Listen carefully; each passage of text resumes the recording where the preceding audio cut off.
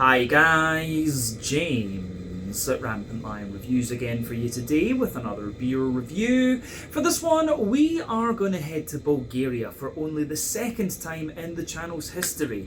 The last Bulgarian review that I did on the channel appeared back in 2020, and I think that was a beer that I found over in Copenhagen in Denmark actually, but I managed to come across a Bulgarian beer here in Hong Kong, which is just crazy to think.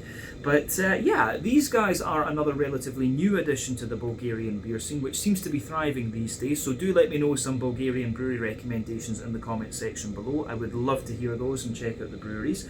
But they've built a very good reputation for themselves, and the beer itself is a style that I very much enjoy, and I'm quite curious to see how it's going to turn out, needless to say. So hopefully it's another good beer. Hopefully it makes for an interesting review, and as always, I hope that you guys watching enjoy my take on this one as well. So yeah, like I said, for this one we are going to head to Bulgaria. We are going to go to the city of Sofia, which is supposed to be very, very pretty, and we're going to have a look at my first beer from Sofia Electric Brewing. So this particular beer is called 30 Days Off. It comes in at 5.8% ABV, and they're describing this one as an American IPA. So yeah, I believe this one is going to be a little bit more kind of West Coast leaning if they're calling it an American IPA, but it might well be somewhere in between West Coast and New England. We'll just need to see. But this is yet another beer that I picked up from the wonderful Craftissimo in Sheung Wan over on Hong Kong Island. They've always got a really interesting selection of stuff, and they had a couple of beers from Sofia Electric, if I remember correctly. There was 2 IPAs and an Imperial Stout, and I think they all sold out pretty quickly, but this is the one that I was recommended, so I thought this would be really nice to review for you. And I've just started my holidays for the summer too, so I have more than 30 days off, so I think this one is appropriate for this review. But yeah, very cool to return to Bulgaria. Like I said, only my second review from that country. I believe the last one was from Beer Bastards, if I'm not mistaken. So yeah, do give me some other Bulgarian brewery recommendations in the video comments below, and hopefully I can get to Bulgaria and get some of those beers, review them for you, and visit some of the different beer bars and things. Fingers crossed that's something we can get done in the future. But yeah, let's crack on with this one then and see how we go. 30 Days Off, a 5.8% American IPA from Sofia in Bulgaria, Sofia Electric Brewing. So, as always with my reviews then, I'll tell you a little bit about the brewery before we taste the beer. If you want to get straight to the tasting though, just fast forward. All the usual links can be found in the video description below. That's the brewery website, the link to my other reviews that hopefully I can do in the future from Sofia Electric Brewing. Very first time I'm encountering these guys, as I mentioned, but there's all the usual social media down there. If you want to see more reviews, do please consider subscribing to the channel. The support that you give is massively appreciated, and remember, you can go into the channel homepage and search for beer using the geography tagging system. So just go in there, use the little search bar, put your hometown, state, county, province, whatever you like. If I've reviewed beers from the area that you search for, they will pop up.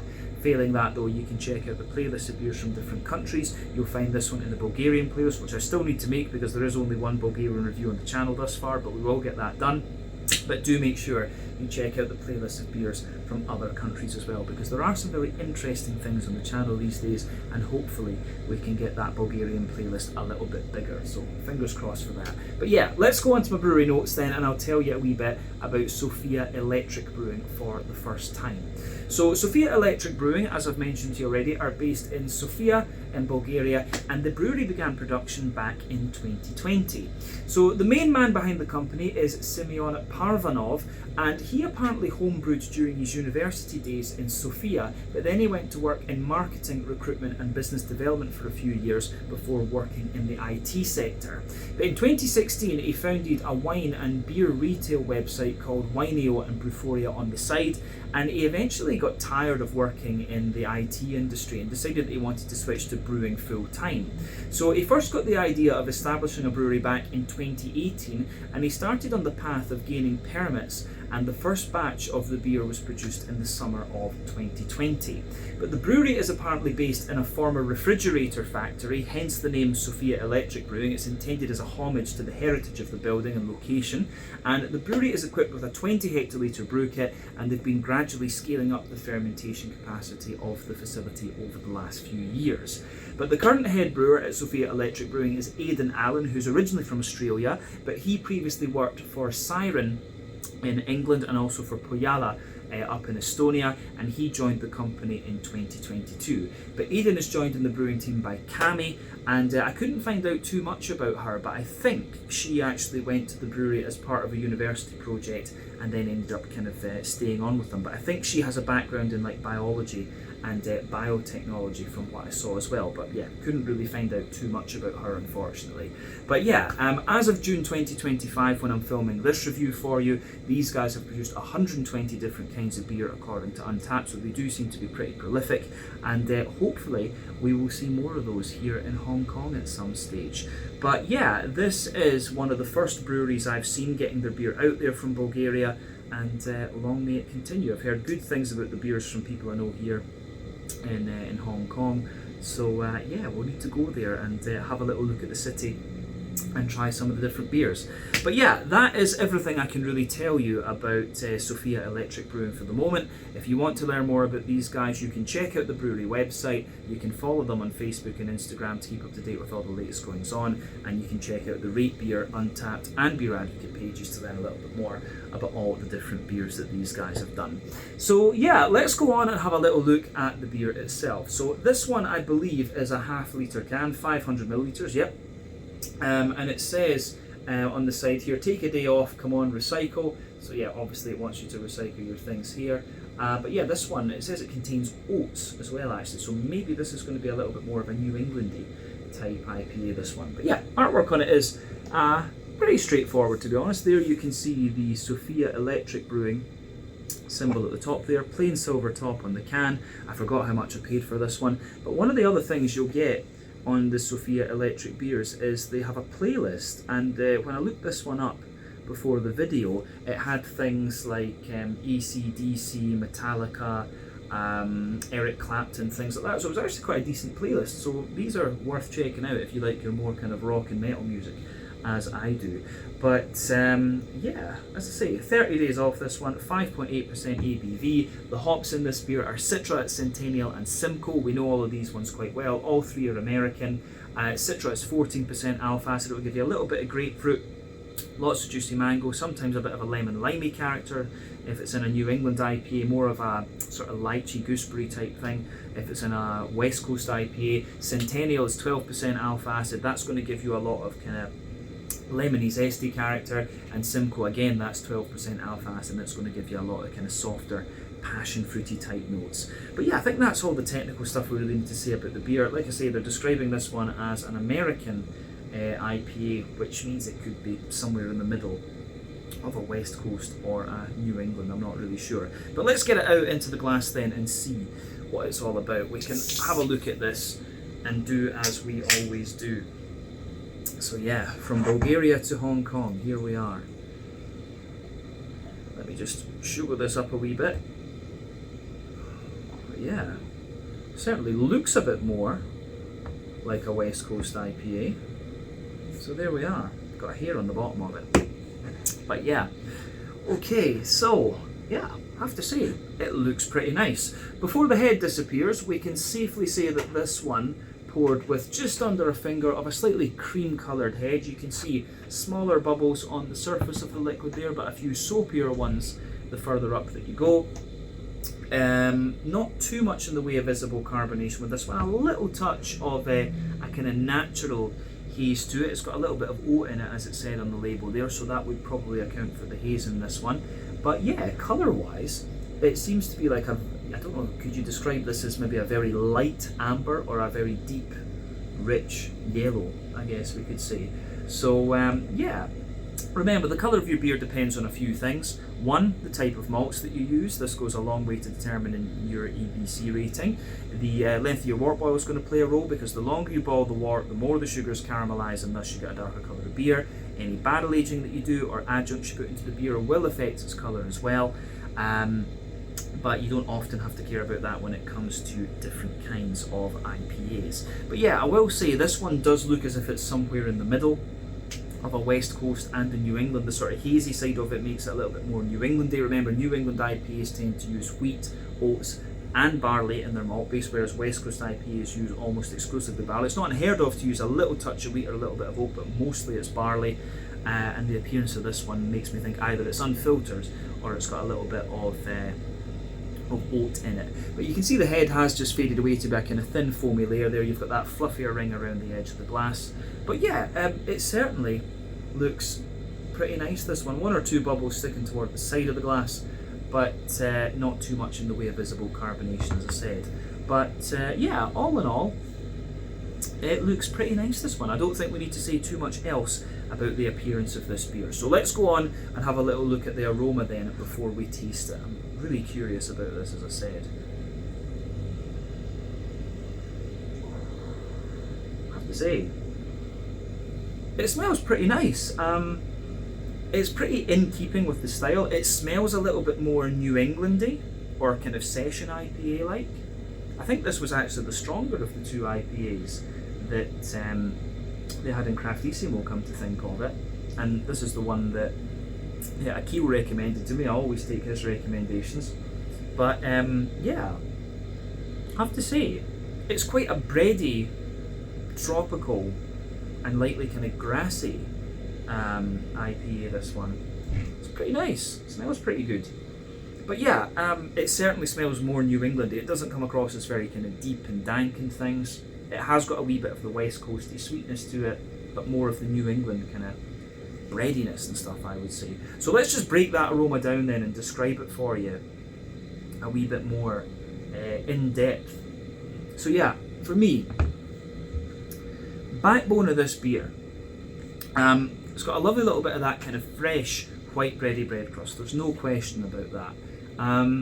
You've certainly got little hints of woodiness in there, a little bit of an almost kind of crackery type note as well. Yeah, a little bit of cracker, a little bit of wood, but yeah, mostly fresh white bready bread crust in there.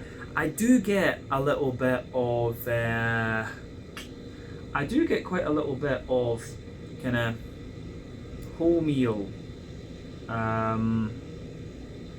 I do get a little bit of a more kind of wholemeal, brown bready sort of thing coming out of this one.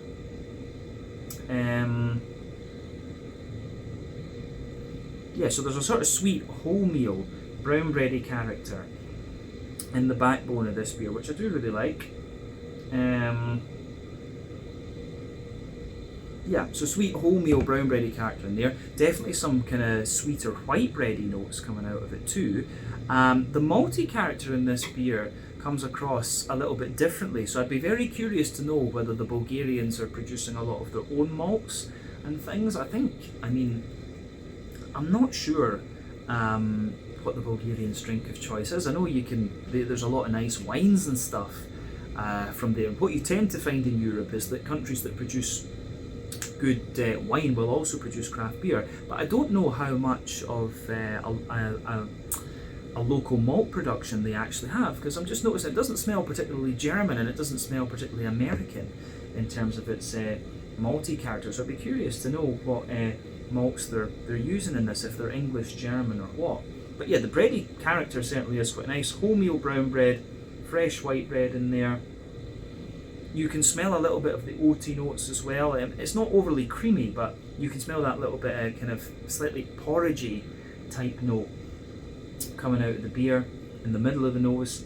And then yeah, you've got little hints of like McVitie's Digestive Biscuit, Werther's Original Butter Candy Butterscotch. I don't know if I would go quite as far as straight up caramel in this one, but it's certainly got a little bit of that brown sugary type sweetness coming out of it, so it gets a big thumbs up from me. I like how this one goes together actually. So yeah, it's nice stuff. It is nice stuff in here, I would say. Yeah, don't know if there's too much else to say about the malty side of it, to be honest. I think we're going to get more out of the actual flavour of the beer. So yeah, let's have a little look at the yeasty side of things then. So for me, at the back of the nose, the yeasty character is quite similar to the bready side of the malt. It's more white bready, I would say, though. So it's like a kind of fresh, slightly crackery white bready character that comes out of this one. So yeah, fresh, slightly sweet and crackery white bread in there. There's fresh white bready bread crust, and yeah, the way that that goes together, I think, is really, really nice. Yeah, I don't know if there's much else to say about this one. In terms of the malty and yeasty side of things, yeah, a little bit of white bready bread crust, sweet white bread, a little bit fresh, as I say. Yeah, I like it. I do like how that goes together. Yeah, so in terms of the hoppy side of this beer, then, like I say, this one comes across to me as being more kind of grassy leaning rather than anything else. But yeah, you have to remember there are three types of hoppings you can do with your IPAs. You've got early addition hopping, which takes place within the first hour or so of the wort boil. That gives you the majority of your bitterness and a deep, dank kind of flavour and aroma. You've got late addition hopping, which takes place within the latter half, or the last half hour or so of your wort boil. That'll give you a little bit of bitterness, but mainly flavour and aroma, and a very kind of bright and juicy kind of green component. And then you've got dry hopping, which takes place after the wort boil is complete, and that's all about flavour and aroma, and it gives you a very bright green component once again. West Coast IPAs tend to use all three types of hopping. New England IPAs tend to rely on late addition and dry hopping rather than anything else. So yeah, it's interesting in that regard anyway. But this one for me comes across as if it's been, West Coast IPAs tend to use all three types of hoppings, which makes them a bit more deep, dank and more oily, whereas New England IPAs tend to rely on late addition and dry hopping, which is why they're kind of softer and fruitier and juicier and stuff like this. This one comes across as if it's leaning more toward that late addition and dry hopping sort of thing, because the green component's quite soft. But your green component in here, there's a slight touch of earthiness to it, but very, very minimal. There's a good little bit of floral aromaticity, and quite a wee bit of grassiness for me. But the green component isn't too pungent overall, I would say. So again, that's what makes me think it's late addition and dry hopping for the most part. Don't think we need to say too much else about that from the aroma perspective, but when it comes to the fruitiness in this beer, it's kind of what you would expect if you know these hops. There's quite a lot of passion fruit in this one, which is going to be from the Simcoe. Mostly, I think it's like juicy mango that's coming out of this, but there's quite a lot of apricot in there as well. Those two elements are most likely to come from the Citra. There's maybe a wee bit of like pineapple and a slightly sharper peach as well, I would say. But then, yeah, you have got a good little bit of a lemony zesty note, which is your Centennial. I've noticed that Centennial is becoming popular again. Hops tend to do that, they tend to go in and out, to be honest with you. But yeah, I've noticed that Centennial seems to be coming back a little bit, which is quite nice. So yeah, interesting stuff actually from this beer. I have to say I do quite like the aroma of this, and now I'm just very curious to see how it's going to taste. So as I always say, take a little bit of time to enjoy the aroma of your beers before you get stuck into them. But I think it is about time that we have a taste of this one then and see what it's all about. So yeah, let's do it. This one is the 30 Days Off, a 5.8% American IPA from Sofia Electric Brewing in Sofia, Bulgaria. Let's have a taste. My first Bulgarian craft beer in like 5 years. Slanja, Skol, cheers, or as they say in Bulgaria, na zdrave. Let's do it.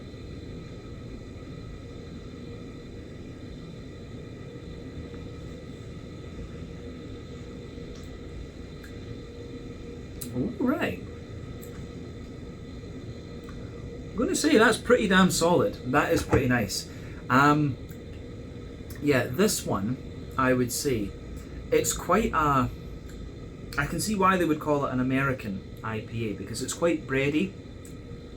It is quite bready. It's got a bit of sweetness, but it does have a wee bit more bitterness to it than you might expect from, say, a New England or something. You can see it has just got that little touch more hazy as we've put the rest in there.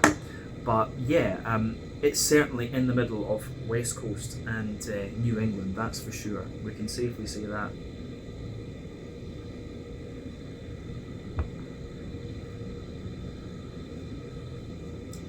Yeah, I like that with this one. It does, yeah, it does go together really nicely. So thumbs up to Sofia Electric for this one. Yeah, There's something very familiar about this as well. I wonder if they're using like US-05 yeast or like Cephala or something like that. This beer to me, it comes across as like very old school, if you like. Like this one kind of reminds me of it sort of reminds me of what a number of the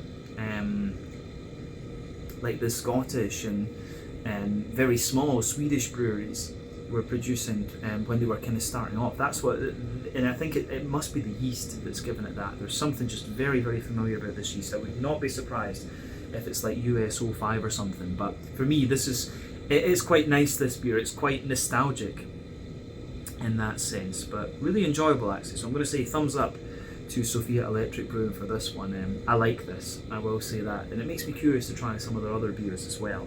So yeah, let's break this one down and describe it for you a bit more in depth. But I will say it kind of gives you everything you want from the IPA: the fruitiness, the kind of green component, and then a nice malty backbone actually. So yeah, let's go to the middle third of your palate then and just break the flavour down and describe it for you.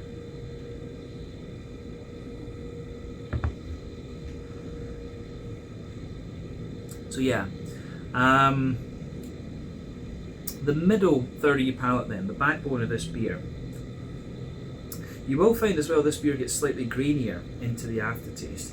But yeah, the backbone of this beer, you've got a lovely kind of fresh brown bready bread crust in there. So for me, the backbone is a more brown bready bread crust. As you move further forward on that middle third of your palate, you just get a little touch of a woodiness in there further forward.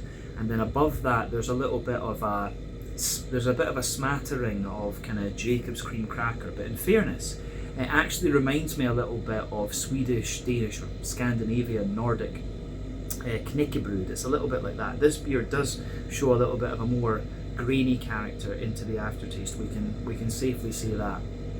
So above that sort of crackery knäckebröd type layer, you can feel the brown bready character.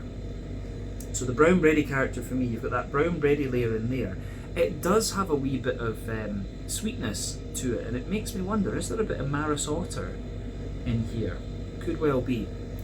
So you've got that little bit of a kind of brown bready type character in there, which shows you a little bit of graininess. Then above that, you have a more white bready.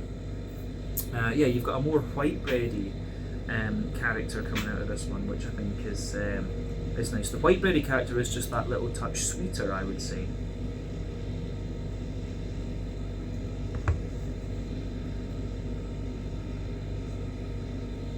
So yeah, white bready character in this beer. Shows you a wee bit of dryness into the aftertaste, but like I say, it does have that little bit of sweetness to it as well.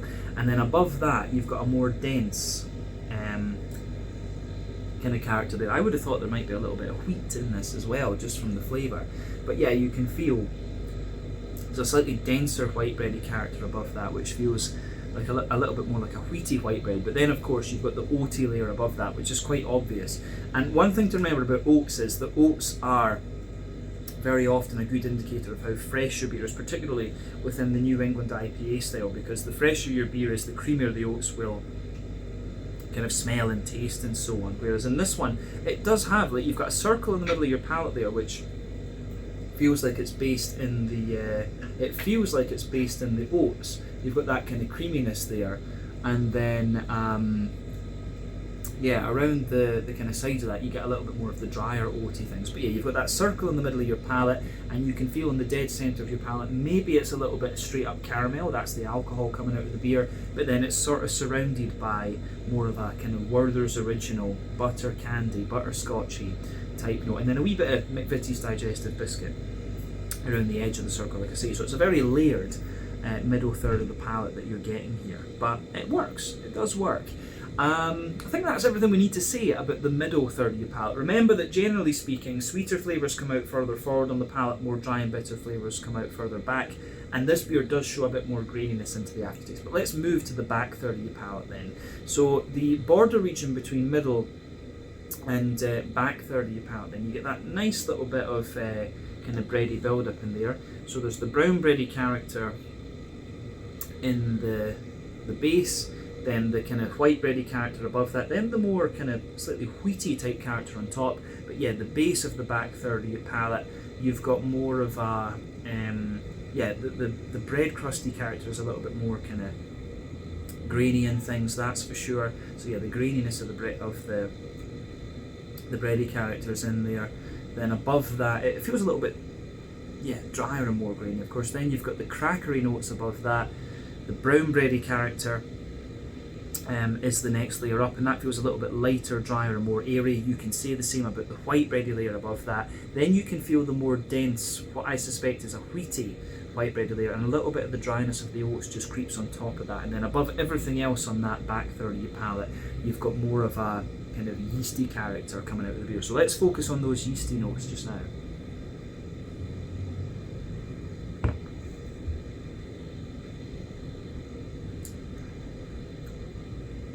So yeah, the yeasty side of this beer for me, it's the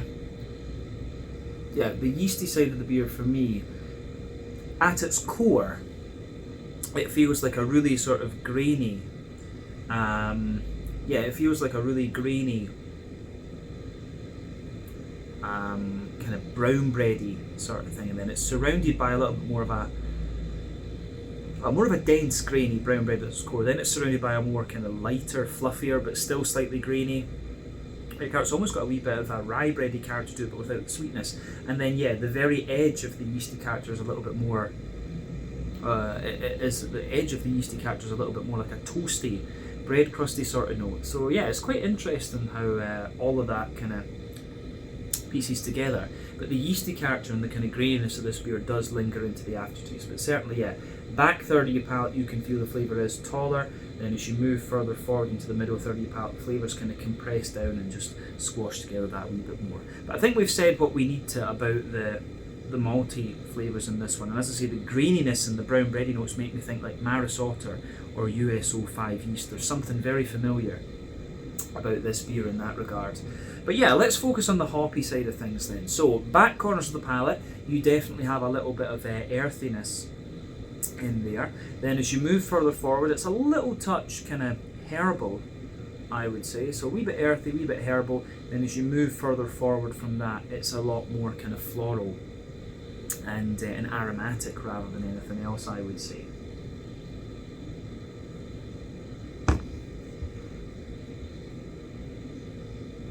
So yeah, you get that little bit of floral aromaticity in the front corners of your palate, and then round the front curve of the tongue, it's definitely lighter and more grassy. I think the kind of floral and grassy notes are most likely to come from the Centennial, in honesty, but I think there's been a little bit of early edition hop with this one to give you a wee bit of lingering bitterness. It's not going to blow the head off you in terms of bitterness, right enough, but yeah, you have got quite a bright green component to this one, which is more suggestive of that's more suggestive of late edition hopping rather than anything else.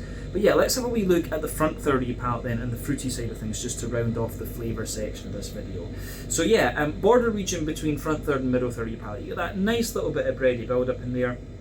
You've got the brown bread in the base, the white bread in the middle, then the more kind of wheaty white bread on top. The base of that front third of your palate, you get the white bready bread crust, or more of a brown bready bread crust, the cracker, the brown bread, the white bread, then the smoother wheaty side of things. And then you get that nice oily bubble where the juicy fruity esters just kind of roll their way out of the beer. So yeah, the fruity side of things in this beer, again, is kind of what you would expect if you know these hops. So let's just go through those.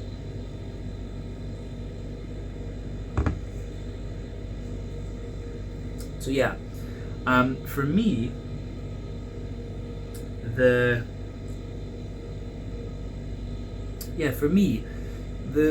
fruity side of things with this beer, if you go to the back of that front third of your palate, it's a lot of the Citra and the Simcoe for sure. So in the base, maybe at the very back, you can feel just a little touch of that slightly stronger grapefruit. Then as you move further forward, it's got a wee bit more of a kind of passion fruity softness to it. But then above that, you get the slightly more oily mango, and as you reach the middle of that front third of your palate, There's lots of kind of soft apricot and things there. But yeah, into the front half of that front third of your palate, it's absolutely more about, yeah, it really is more about a kind of lemony limey type character, which is, yeah, the lemony notes are going to come from the Centennial, but I think Citra is going to give you a little bit more of the a bit more depth to that, in honesty. But you can feel those mixing in with the grassy esters, which are just on the very kind of front tip of your tongue. But yeah, the beer, it does lean a little bit more toward that light, that lemon limey citrusy sort of note into the aftertaste as well. So it's quite an interesting beer, this one. There's a fair amount of stuff going on, which is impressive when you consider it's only 5.8%. So gets a thumbs up from me. Let's round off the last. Let's round off this review then with a wee quick look at the mouthfeel. So for me,